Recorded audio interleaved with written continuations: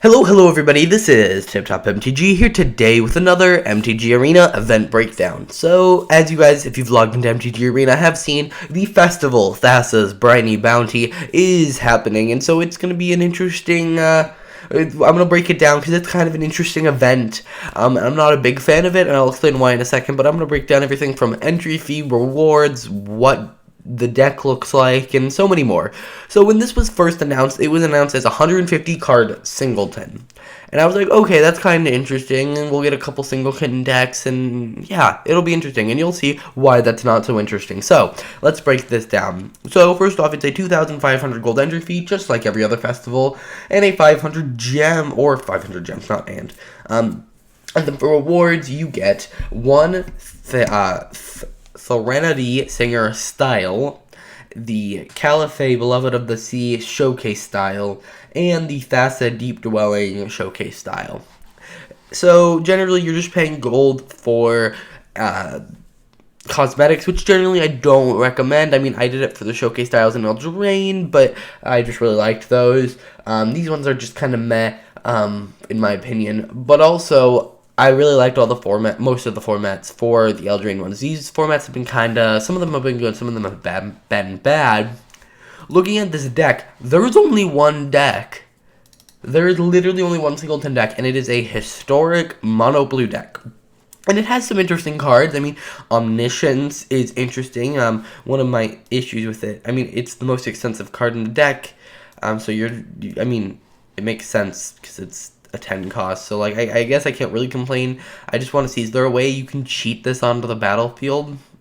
I mean, not anything that's jumping out. I mean, it has historic cards such as Talrand. This overall looks kind of weird. It has like Zalfrin Void for some reason. This deck is kind of bizarre. Like, it has some really weird cards in it. I get it. It's a 150 card Singleton. You're going to have to fill this up. And it is a Blue Devotion deck. And it has some good cards for that, such as Tempest Djinn. But overall, this deck is kind of strange. I mean, yeah. Just looking at it, it's going to be a really bad event because it's all going to be mirror matches. And I say that, but it's also not exactly true because there are so many cards in the deck. I mean, there are so many cards in the deck that you aren't going to run into the same card twice. Now, it's also 160 cards, apparently, instead of 150. Whatever. You're not going to run into the same cards multiple times, probably. Like, I mean, you might run into the same card as your opponent, but it won't happen that often. I mean, we do have one Planeswalker. Let's take a look at some of the stats of this deck. There's 46 creatures, 17 instants, 10 sorceries, 11 artifacts, 14 enchantments, and 3 Planeswalkers. So there's Saheeli, Ugin, and Yangling. So Yangling would be here. So we have Saheeli, Yangling. Overall, those aren't bad cards, and a lot of these cards are pretty good. Like Nyx Lotus, not bad.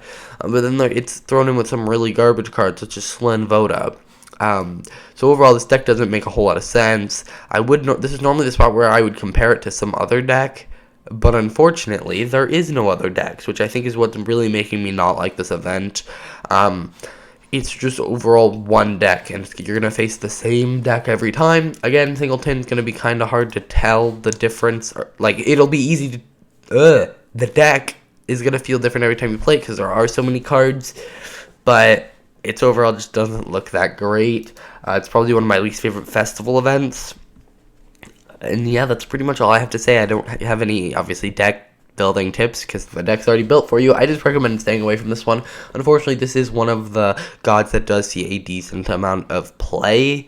Her demigod really doesn't, and I have yet to see this card in play. But this card definitely does. So if you want to get a hold of this, you might want to do this. Although, if you don't want to actually do the event, these will be available through daily deals coming soon. And this is actually my time to tell you, Domri Reed's raid is available for 500 coins if you want to get him. You might not, but that's just something interesting. Alrighty guys, that's going to do it for this video. If you enjoyed, please hit that like button, subscribe, and I'll see you guys in the next video. Bye.